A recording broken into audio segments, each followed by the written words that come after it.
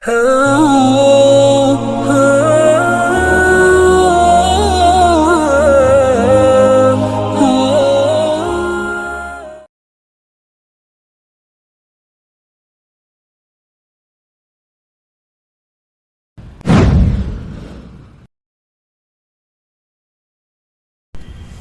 لله نحمده ونستعينه ونستغفره ونؤمن به ونتوكل عليه ونعوذ بالله من شرور انفسنا ومن سيئات اعمالنا من يهده الله فلا مضل له ومن يضلل فلا هادي له ونشهد ان لا اله الا الله وحده لا شريك له ونشهد ان محمدا عبده ورسوله اعوذ بالله من الشيطان الرجيم بسم الله الرحمن الرحيم يا أيها الناس اتقوا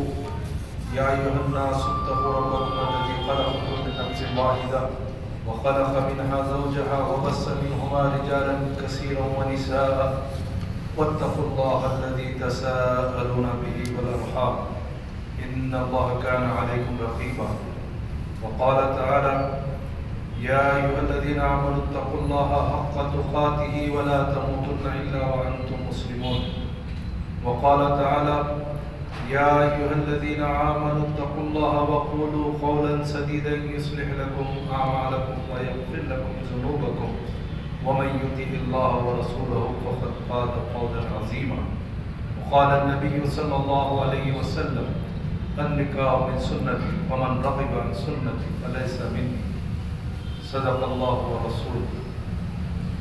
میں سب سے پہلے اللہ بزرگ کو بڑھتر کی حمد و ثنا بیان کرتا ہوں کہ جس نے مجھے اور آپ کو مسلمان بنایا اور ایمان و اسلام جیسی عجیب نعمت سے سرفراز فرمایا اور پھر ہمیں ایک مبارک و مسعود محفل میں جمع ہونے کا موقع نصیب فرمایا. میں اس موقع پر اللہ تعالیٰ سے دعا گو ہوں کہ اللہ تبارک و تعالیٰ اس نکاح کو بےحد قبول فرمائے, دونوں کے اندر محبت و الفت عطا فرمائے. اللہ دلہن کے اندر اللہ ترقی عطا فرمائے ان کی محبتوں میں اور ان کو ہر قسم کے شر سے اللہ بچائے اور پھر اللہ تبارک و تعالیٰ ان کو حلال کشادہ رزق عطا فرمائے. الحمدللہ سنت کے مطابق یہاں مسجد میں منعقد ہو رہا ہے اور الحمدللہ مسجد میں اب منعقد ہونے کا فائدہ یہ ہوتا ہے کہ سب لوگ باوضو ہوتے ہیں اللہ کے گھر کے اندر اور اس محفل میں صرف ہم ہی نہیں ہیں بلکہ اللہ کے فرشتے بھی یہاں جمع ہو جاتے ہیں. اور پھر جیسا کہ آپ یہ بات اچھی طرح سے جانتے ہیں یہ نکاح بھی اسلام کا ایک اہم جز ہے اور آپ جانتے ہیں کہ اللہ کے رسول صلی اللہ علیہ وسلم نے نکاح کو آسان کیا اور زنا کو مشکل فرمایا. اور ایک دور وہ تھا جب نکاح کرنا آسان تھا اور زنا کرنا مشکل تھا, لیکن فی زمانہ آج ہم دیکھ رہے ہیں کہ زنا کرنا آسان ہو چکا ہے, نکاح کرنا مشکل ہو چکا ہے. اس کی اصل وجہ کیا ہے کہ نکاح کو ہم نے مشکل بنا دیا اور پھر قرآن نے جو باتیں بتائی ہم مسلمان اس سے ناواقف. اللہ کے دین سے ناواقف ہونے کا نتیجہ کیا ہے کہ ہم ہر وہ کام کرتے ہیں جو اللہ اس کے رسول کے بتائے ہوئے حکم کے خلاف ہوتا ہے. ابھی جیسے آپ کے سامنے ایک حدیث پڑھی گئی کہ النکاح من سنتی فمن رغب عن سنتی فلیس منی. نکاح میری سنت ہے, جو اس سے اعراض کرے وہ مجھ سے نہیں. بظاہر تو یہ چھوٹی سی حدیث ہے اور پڑھتے ہیں لوگ, سنتے بھی ہیں, لیکن اس میں جو اہم بات بتائی گئی ہے وہ یہ ہے کہ اگر کوئی بلا عذر شرعی اگر اس کام کو نہ کرے وہ میرا امت ہی نہیں ہے, وہ مسلمان نہیں ہو سکتا. کسی سنت کے بارے میں اتنی سخت بات آپ نے نہیں فرمائی, اس لیے کہ ایک معاشرے اور سماج کے اندر اچھائیوں کا پروان اسی وقت ہو سکتا ہے جب لوگ نکاح کو آسان کریں اور وقت پہ نکاح کریں. اور پھر ایک معاشرے کے اندر جو سب سے بڑی برائی جو یہ برائی ہے کہ آدمی نکاح کے بغیر اپنی زندگی گزارے اور ناجائز طریقے سے اپنے خواہش نفس کو پورا کرے. یہ پورے معاشرے کو گندا کر کے رکھ دیتے. اور آپ جانتے ہیں کہ اللہ تبارک و تعالیٰ نے انسانی فطرت کے اندر بعض چیزیں ایسی رکھتی ہیں اس کو لازماً اس کی ضرورت پڑتی ہے. جیسے بھوک ہے، انسان کے لیے بھوک لگتی ہے اور رزق اس کو حاصل کرنا پڑتا ہے. اس لیے حکم دیا گیا کہ تم حلال طریقے سے جائز طریقے سے اپنے رزق کو حاصل کرو اور اپنے پیٹ کی آگ کو بجھاؤ. اسی طرح سے انسان کو ایک اور بھوک اللہ نے رکھ دی ہے، وہ جنسی بھوک ہے.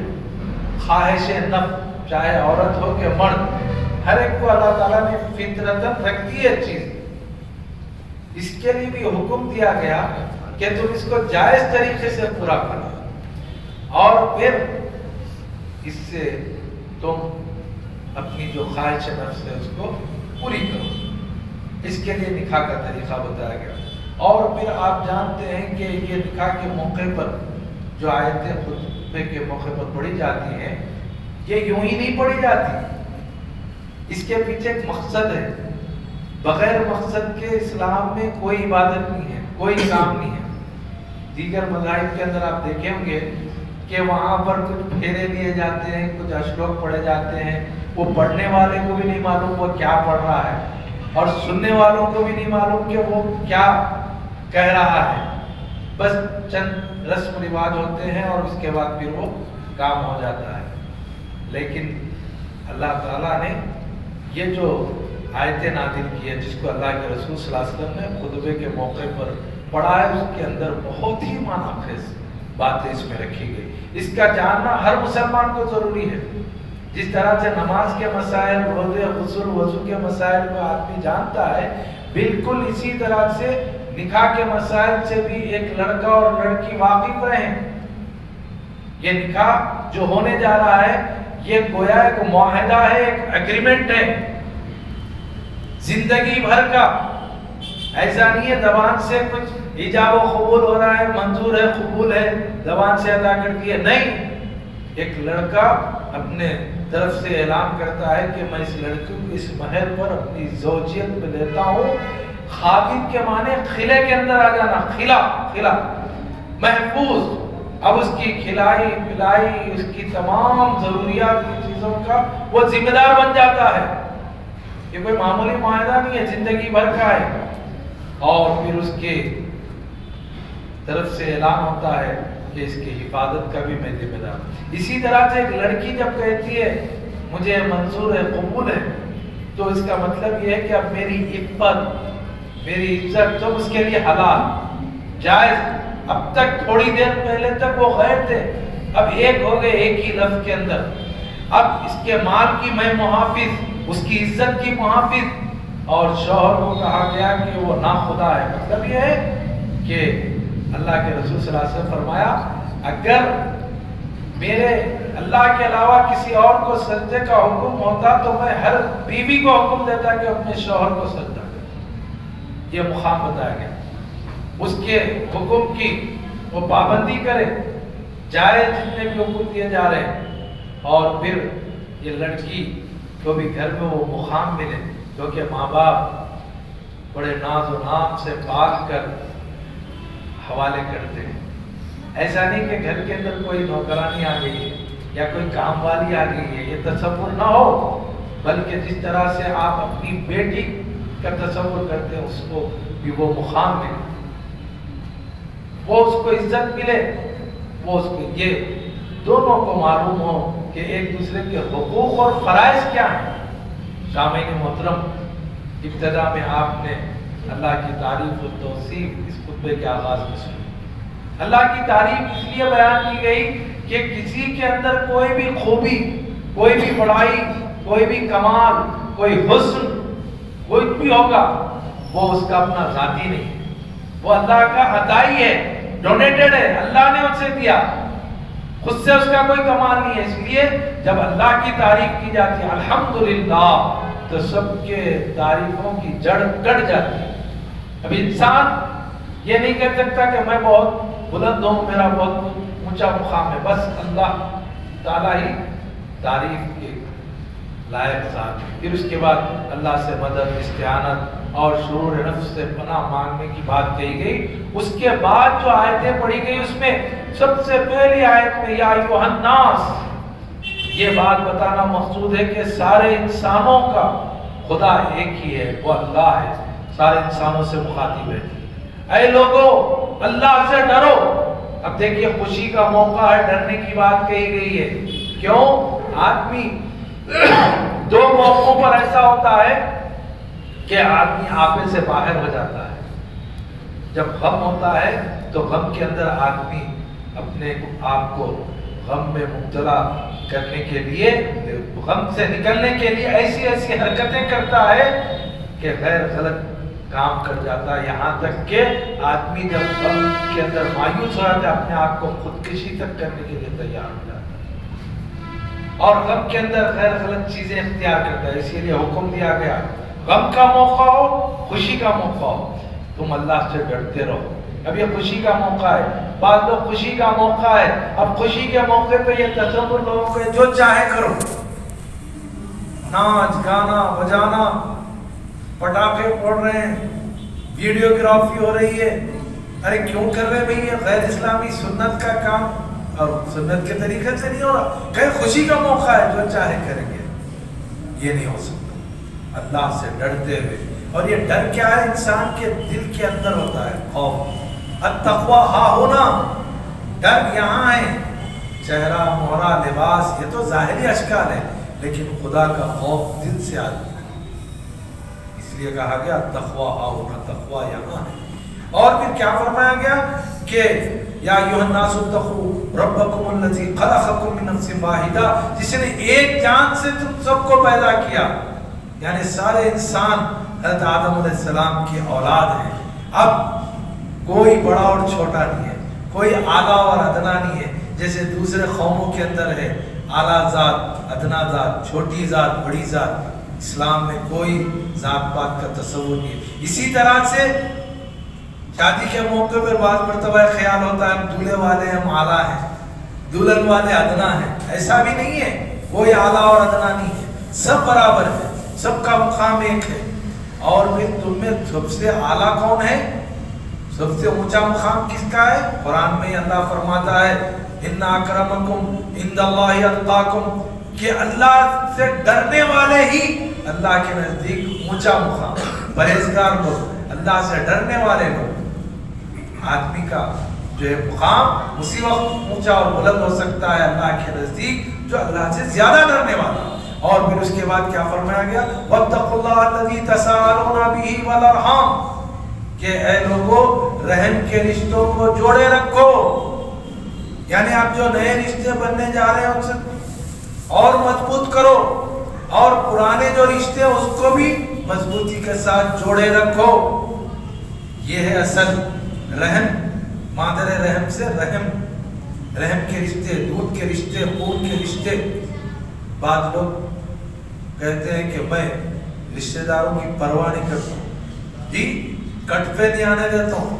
ایسی بات ہے، بڑی حماقت کی بات ہے. سمجھ رہے کہ میرے بھائیوں جنت کی خوشبو بھی نہیں سن سکتے، کوئی کمال نہیں ہے. صلہ رحمی کا حکم دیا اللہ اور قطع رحمی سے منع کیا. جب شادی ہوتی ہے اب بات مرتبہ ایسے حالات آ رہے، اللہ رحم کرے، لڑکی کو یہ سمجھا کر بھیجنا چاہیے دیکھو کہ تمہارا اپنا گھر اب وہ ہے، وہ تمہارے ماں باپ کیسے ہیں، ان کا بھی اخلاقی مقام ہے. قانونی کوئی حق نہیں ہے کہ ان کی خدمت کرے، لیکن اخلاقی حق بھی تو ہے. اب بس بولے کچھ بھی ہو گیا تو ہم دیکھ لیں گے، کوئی کچھ بولے تو ہم کو فون کر دو، بولے دیکھ لیں گے. ایسا بعض جگہ کہہ کے اب لڑکے کو تو یہ سمجھتے کہ لڑکے والے ماں باپ، ان کے بھائی بہن جو بولے وہ سننا چاہیے، اس کی سب کی خدمت کرنا چاہیے. ایسا نہیں ہے. بیوی کا حق بیوی کو دینا ہے، ماں باپ کا حق ماں باپ کو دینا ہے، دونوں کے حقوق میں بھی کمی نہیں کرنا ہے۔ بیوی کی محبت میں اتنے ہم وہ نہ ہو جائیں کہ ماں باپ کو چھوڑ دیے، اور ماں باپ کی محبت میں اتنے جو ہے غلو ہو گئے کہ بیوی کو جو ہے کچھ نہیں سمجھ رہے۔ نہیں، دونوں کے اپنے حقوق ہیں، یہ بتانا پڑے گا۔ اور اسی لیے کہا گیا رحم کے رشتوں کو جوڑے رکھو، یہاں تک کہا گیا اگر جوڑنے کے لیے جھوٹ جو کہ گناہ ہے اس کو کہہ کر بھی رشتے کو جوڑا جا سکتا ہے، اجازت دی گئی۔ اللہ اکبر۔ اور آج دیکھیے آج امت کے اندر کیا حال ہوگا، معمولی باتوں پر آج آپس کے رشتے جوڑے جا رہے ہیں، اور کیسے جو ہے لوگ آج نکاح کے بعد کیسے مسائل، یہ واقعیت نہیں ہونے کے، اور ماں باپ محبت سمجھ رہے اپنی اولاد میں، اس سے بچنا چاہیے، حق کی بات کرنا۔ آگے آ رہی ہے، اس کے بعد کیا فرمائے، ان اللہ کان علیکم رقیبا، دیکھو اللہ تمہارے ایک ایک عمل کو دیکھ رہا ہے، وہ نگران کار ہے۔ تم سب کے آنکھوں میں دھول جھونک سکتے ہو لیکن تم اللہ کو دھوکہ نہیں سکتے۔ یہ دونوں ایک دوسرے کے لباس سے کہا گیا، ہننا لباس لہن، کہ لباس جیسا ایک دوسرے سے چمٹا رہتا ہے، عورت اور مرد ایک دوسرے کے رازدار، ایک دوسرے کے خوشی اور غم کے اندر، لباس جیسا موسم کے اندر موسموں سے بچاتا ہے، گرمی اور سردی سے، یہ بھی ایک دوسرے کے خیر خواہ ہونا چاہیے، ایک دوسرے کے یہ محبت کرنے والے، خوشی میں غم میں ایک دوسرے کے یہ۔ اور پھر اس کے بعد کی آیت میں بڑی اہم بات ارشاد فرمائی گئی، یا ایھا الذین آمنوا اتقوا اللہ حق تقاتہ ولا تموتن الا وانتم مسلمون، اے ایمان والو اللہ سے ڈرو جیسے کہ ڈرنے کا حق ہے۔ ڈرنا کیسے ہے؟ اللہ سے ہی ڈرنا ہے، لیکن کب ڈرنا ہے؟ جوانی میں یا بڑھاپے میں، یا ڈرنا صرف مسجد میں، ڈرنا صرف عبادات میں نہیں، حق تقاتہ، جیسا اس کا حق ہے، مطلب یہ ہے ہر حال میں ڈرتے رہے، مسجد میں بھی ہو تو اللہ یاد رہے، بازار میں بھی ہو تو اللہ یاد رہے، بیوی بچوں میں بھی ہو تو اللہ یاد رہے، تعلقات کا معاملہ آ گیا اللہ یاد رہے، شادی بیاہ کا موقع آ گیا اللہ یاد رہے۔ آج کیا ہو رہا؟ نہیں بھائی یہ شادی بیاہ یہ دنیاوی کام ہے، بولے اس کو اس سے مت جوڑو۔ بعض لوگ بولتے جب دیکھو قرآن حدیث، یہی بولتے ہر وقت قرآن حدیث اللہ رسول۔ شادی بیاہ کا موقع آ رہا، اب بڑی لسٹ منگا رہے، یہ لین دین فلاں فلاں، اب اس کے بعد جو ہے نہیں دیے تو گڑبڑ ہو رہی۔ اور پھر بعض لوگوں کا تو خیال یہ ہے کہ جو ہے نہیں لے رہے تو یہ بھی ایک مسئلہ ہو گیا، کیوں نہیں لے رہے؟ کوئی اگر لڑکا بولا کہ بھائی میں نہیں بغیر لین دین کرنا، شک کر رہے کیا بات ہے لین دین کیوں نہیں کر رہا؟ لڑکی والوں کا بھی قصور ہے اس میں، ایسا نہیں ہے صرف لڑکے والے بھی، اس میں لڑکی والے بھی قصوروار ہیں۔ مہر نقد دے دیے تو پریشان ہو رہے بعض، ابھی سے کیوں دے دیے بھائی؟ اللہ کا شکر ہے یہاں مہر بھی نقد ادا کر دیا گیا، سادگی کے ساتھ، کوئی ایسی چیزیں ہم نہیں دیکھ پا رہے ہیں۔ تو ایسا آج لڑکی والوں کا بھی قصور ہو گیا، تو اسی لیے کیا کہا گیا؟ ڈرتے ہوئے اللہ سے۔ اور آج دیکھیے آپ کسی کے گھر کے اندر ایک لڑکی پیدا ہو جائے، باپ پریشان ہو جاتا ہے کہ اب میری لڑکی کو اس کی شادی کرنے کے لیے میری پوری گاڑی کمائی خرچ کر دینا، دو ہو گئے تو پریشان ہو جائیں گا، خریدار ہو جاؤں میں، اگر تین ہو گئے تو سمجھے گا کہ اب میری رہی سہی جائیداد بک جائے گی، چار اور پانچ ہو گئے تو سمجھے گا کہ اب میں خودکشی کے علاوہ کوئی اور میرا چارہ نہیں ہے۔ آپ ذرا سوچئے کس طرف ماحول جا رہا ہے۔ آج کتنی لڑکیاں ہیں جو اپنے سہاگ کے لیے ترس رہی ہیں، بال پک چکے ہیں، عمریں، کتنی بیوائیں جو اپنی بچیوں کو ان کے ہاتھ پیلے کرنے کے لیے ترس رہی ہیں۔ یہ دیکھا دیکھی رسم سے لے کر لڑکی کی ڈیلیوریوں تک، اس کے بعد بچے کی پیدائش تک کتنے رسموں ہیں، ایک بوجھ باپ پر، گاڑی کمائی خرچ کر دے رہا ہے۔ اسی لیے حکم دیا کہ اللہ سے ڈرتے ہوئے معاملات کرو۔ کون دیکھ رہا ہمارے؟ نہیں، معاملات میں بھی اللہ سے ڈرتے ہوئے لین دین۔ بعض لوگ اطمینان سے کوئی لے رہے مگر بولا نہیں کسی کو، نہیں اللہ تو دیکھ رہا ہے، اللہ سے ڈرو، اللہ کا خوف کرو. اور پھر دوسری چیز بتائی گئی ہے کہ دیکھو 4 بنیادوں پر نکاح کیا جاتا ہے. ایک مال کی بنیاد پر. مال دنیا میں ہمیشہ کسی کے پاس نہیں. وقت کے دولت مند لوگ جن کے ہاتھوں میں جو ہے بھیک کے کٹورے بھی آ گئے، اور یہ کبھی ہمیشہ کسی کے پاس رہنے والا. حسن، خوبصورتی، بیوٹی، یہ بھی کام آنے والی چیز نہیں ہے، یہ بھی ختم ہو جانے والی چیز ہے. تیسری چیز حسب، نسب، خاندان، قبیلہ، میرا خاندان بھائی بڑا، یہ بھی اللہ کے پاس کام. چوتھے دینداری. اللہ کے رسول صلی اللہ علیہ وسلم نے فرمایا دینداری کو بنیاد بناؤ. حضرت عمر رضی اللہ تعالیٰ کا واقعہ آپ کو یاد ہے، اکثر و بیشتر ہم سنتے ہیں کہ آپ گشت کے لیے نکل رہے تھے. صبح کا وقت تھا. ایک بیوہ اپنی بیٹی سے کہہ رہی تھی بیٹی دودھ میں پانی ملا دے. وہ بیٹی کہہ رہی تھی اماں جان امیر المومنین کا حکم ہے کہ ملاوٹ کر کے کوئی چیز نہ بیچی جائے، میں دودھ میں پانی نہیں ملاؤں گی. کہا کہ ہے بیٹی کیا امیر المومنین دیکھ رہا ہے، اٹھ پانی ملا دے. اس وقت اس لڑکی نے کیا خوبصورت جواب دیا، اماں جان امیر المومنین نہ دیکھ رہا ہو تو کیا ہوا، خلیفہ نہ دیکھ رہا ہو تو کیا ہوا، اللہ تو دیکھ رہا ہے. یہ کیفیت آج ہمارے معاشرے کے اندر، ہماری بچیوں میں، ہمارے نوجوانوں میں. کون دیکھ رہا ہے؟ دیکھا جائے گا کل کا کل دیکھا جائے گا. اس وقت حضرت عمر رضی اللہ تعالیٰ نے اس گھر کو نشان لگا دیا اور اپنی بیٹے عاصم سے اس کا نکاح کر دیا. اور انہی کے بطن سے عمر بن عبدالعزیز رحمت اللہ علیہ، جن کو خلیفہ ثانی کہا گیا، عمر ثانی کہا گیا. یہی ہے اصل بنیاد، یہ پہلی اکائی ہے. یہ اگر اچھی رہی بعد کی آنے والی نسلیں سے اچھی. آج کیوں خیرت الرجال ہے؟ آج جو معاملات ہو رہے ہیں، آج لے دے گوڑا جوڑا. اب بعض لوگوں کا خیال یہ ہے لین دین کی رقم بغیر وضو کے لینا یا باوضو لینا. جیسا بہت تیار ہو کے جا رہے ہیں، بعضوں کو مولوی صاحب کو بلاتے چلیے ان سب طرح جا رہے ہیں لین دین. حرام ہے حرام. جیسا سور کا گوشت حرام ہے، جیسا سود حرام ہے، یہ بھی حرام ہے. اب بعض لوگ سمجھ رہے ہیں ہم لے لیے کیا کرنا، واپس کر دے سکتے، کوئی مسئلہ نہیں ہے الحمدللہ. تو بہرحال یہ سب غیر غلط کام. اور پھر کیا فرمایا گیا کہ 4 چیزیں جسے مل گئی، دنیا اور مافیا کی ساری نعمتیں مل گئی. 1 ذکر کرنے والی زبان، 2 شکر کرنے والا قلب، 3 مصیبتوں پر سہنے والا جسم، صبر کرنے والا، اور 4 نیک بیوی. اور کسی کو دنیا میں جنت دیکھنا ہو تو نیک بیوی مل جاتی ہے، اور دنیا میں اگر کسی کو جہنم دیکھنا ہو تو کہا گیا اسے بری بیوی مل جاتی ہے. تو یہ ہے اصل تقویٰ، اللہ کا خوف، اللہ کا ڈر. اور تمہیں موت نہ ہے مگر اس حال میں کہ تم مسلم ہو، یعنی ہر وقت اللہ سے ڈرتے ہوئے وہ کام کرے جو اللہ کے حکم کے مطابق. شادی بیاہ کا موقع کتنے کام ایسے ہوتے ہیں جو آدمی دل چاہتا ہے کہ کرے، اس سے ہم بچے رہیں.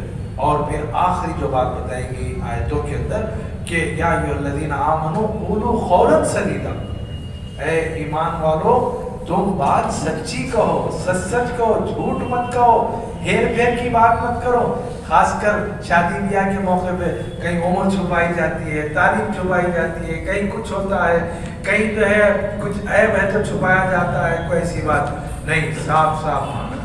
بعض وقت کیا ہوتا ہے لین دین خوب زوروں پر ہو رہا ہے، جی 10 لاکھ نقد دے رہے، اب مہر دینے کا وقت آتا ہے تو کہتے ہیں کہ نہیں 2 لاکھ لکھاؤ. اب انہیں بھی بولتا لکھو 2 لاکھ، دل میں نیت کیا ہے، دینا کس کو ہے. اب وہ نکاح کیا ہو جائے گا، ناجائز ہو جائے گا. اس لیے صاف بات کرو جو بھی ہے. جیسا اس سے پہلے بھی ایک واقعہ آپ کے سامنے رکھا گیا، ایک ڈگری چھپا دی ہے، بچہ جو ہے میکینیکل ہے، وہ الیکٹریکل انجینئر بولے، بعد میں تحقیق کرے وہ اینڈ شادی حیدرآباد کے اندر چنا رہے تھے، اینڈ شادی ہے الیکٹریشین ہے. اب مارا پیٹی ہو رہی ہے، लेन देन पहले तो नहीं बोले, एंड टाइम पे लेने की बात कर रहे हैं, ऐसे वाक़या। ये अल्लाह फरमाता है अपने कौल से साफ सही सच्ची बात कहो। इससे होगा क्या? अल्लाह तुम्हारे अमाल को सुधार देगा, तुम्हारे अंदर मोहब्बतें पैदा करेगा और तुमको अल्लाह तबारक व तआला जो है बेहतरीन अजर अता करेगा। वो फायज़ मुकाम यानी ऊंचे मुकाम पर तुमको पहुंचाएगा। और हमको चाहिए भी क्या भी दुनिया के अंदर? क्या चाहिए? अल्लाह की रजा चाहिए और आखिरत में फलाह चाहिए, अल्लाह की जन्नत चाहिए। हम जो भी काम करते हैं उसके पीछे हमारी नीयत क्या होती है? अब ये काम किया जा रहा है, ये अल्लाह के हुक्म के मुताबिक हम गुनाह से बचने के लिए निकाह किया जा रहा है, ये भी एक इबादत है। क्यों कर रहे? अल्लाह राजी हो और हमको जन्नत मिले। और ये जो मियाँ और बीवी का रिश्ता सिर्फ दुनिया के अंत तक नहीं है, दूसरी कौमों में क्या मरने के बाद जला दिया, किस्सा खत्म, लेकिन ये रिश्ता जन्नत में भी बनने वाला है। यह है असल बुनियाद। इसीलिए कहा गया कि तुम आपस में मोहब्बत रखते हो। और आप जानते हैं कि अल्लाह के रसूल सल्लल्लाहु अलैहि वसल्लम भी अपने बीवियों से कैसी मोहब्बत फरमाते हैं, और फिर अल्लाह के रसूल सल्लल्लाहु अलैहि वसल्लम की बीवियां भी आपसे कैसे रहते। वक्त नहीं है, तब तफसीलात हमारे नौजवानों को पढ़ना चाहिए और हमारी बच्चियों को भी पढ़ाना चाहिए कि क्या हुकूक और फ़राइज़ हैं। और ये अल्हम्दुलिल्लाह निकाह जो किया जा रहा है, अल्लाह ताला से दुआ है कि ऐसा ही अल्लाह ताला हमारे नौजवानों को निकाह करने का मौका अता फरमाए, सादगी के साथ सब चीज़ों से बचते हुए, और अल्लाह ताला इस निकाह में बेहद खैर बरकत अता फरमाए, आपस में मोहब्बत और उल्फत अता फरमाए, और इन दोनों ख़ानदानों में भी अल्लाह मोहब्बत और उल्फत अता फरमाए। और फिर अल्लाह तबारक व तआला इनके ज़रिए से ऐसी नस्ल को उठाए जो तेरे दीन पर चलने वाली हो और तेरे दीन को कायम करने वाली हो। और अल्लाह इस हाजिरीन महफिल की अल्लाह मग़फ़िरत फरमा दे जितने लोग इसमें हाजिर हैं, और अल्लाह जितने लड़कियां बिन बिहाई बैठी हुई हैं जो या अल्लाह में जो है सुहाग के लिए तरस रही हैं, अल्लाह नेक साले जोड़े उन्हें अल्लाह फरमाए और उनके माँ बाप की परेशानियों को दूर फरमाए। और जितने नौजवान हैं अल्लाह उनको अल्लाह हलाल और कुशादा रिज़्क़ अता फरमाए। अल्लाह वो उम्मत के जो मसाइल है उसको हल फरमा दे, अशरार के शुरूर से अल्लाह इन्हें महफूज रखे, हासिदों के हसद से अल्लाह महफूज रखे। अल्लाह हम सबको भी तेरे दीन और शरीयत पर मुकम्मल पाबंदी करने के अल्लाह तौफीक अता फरमाए। सुभान रब्बिका रब्बिल इज़्ज़ति अम्मा यसिफून, सलामुन अलल मुरसलीन, वल्हम्दुलिल्लाहि।